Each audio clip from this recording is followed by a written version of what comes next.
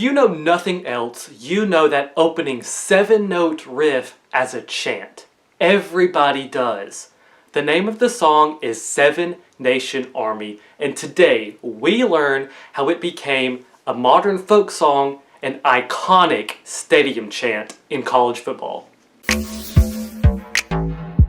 Huge shout out to 4VSJ for suggesting this video topic.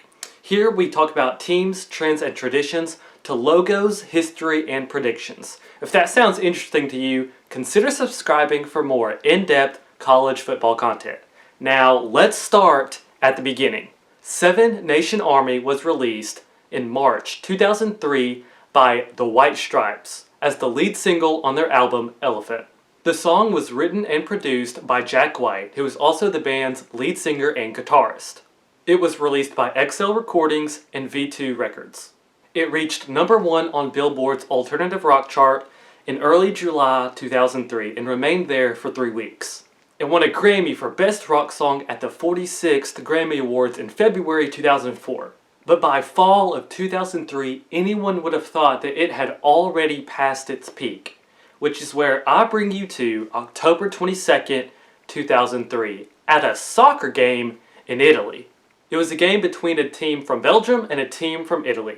The team from Belgium was Club Brugge KV, and the team from Italy, AC Milan. The fans of Club Brugge are better known as the Blue Army, and many of their fans before the game were at a bar. Through the speakers at the bar was being played Seven Nation Army, and the fans caught on, and they began to chant those 7 O's and brought it all the way into the streets, and they walked to the stadium with that chant the entire time. So at the game, the fans were already energized, and as their team scored a goal, they began that chant, which is now infamous, and born was a tradition. Club Brugge won that game 1-0 against the team from Italy, and the Blue Army, their fans, brought that chant and brought that song all the way back home to Belgium. And there it became the unofficial anthem of the team.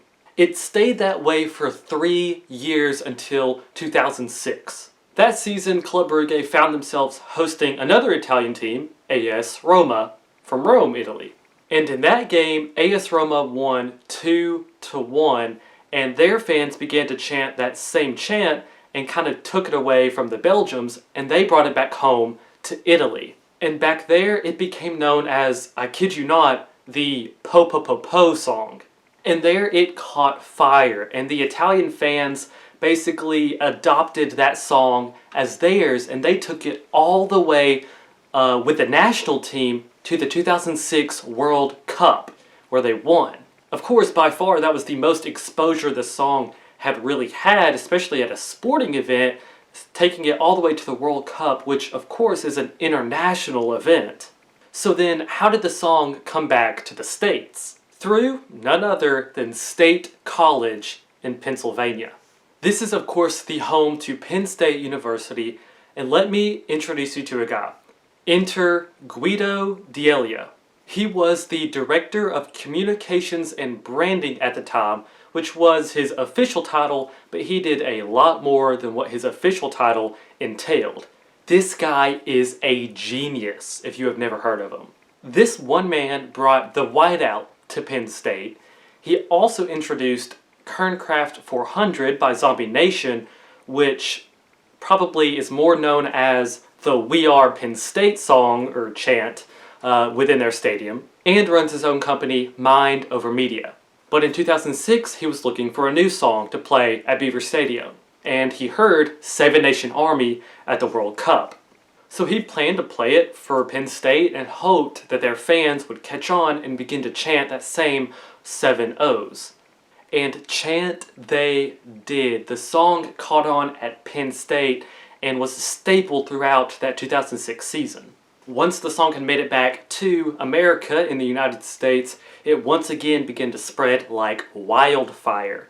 It showed up across the whole nation of college football, including Ohio State and Michigan.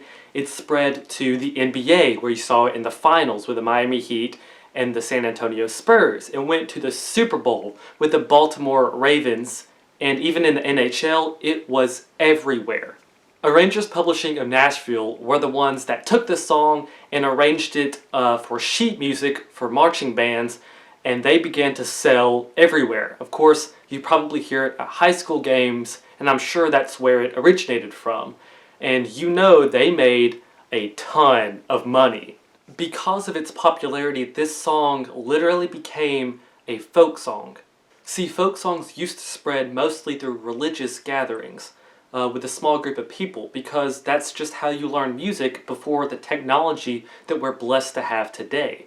You could only sing what you heard elsewhere, but now these songs are definitely less common. But one way for them to spread and even start up again, as we've seen, is through sports stadiums. And what makes this song uniquely different from a lot of other stadium chants is how it transcends languages.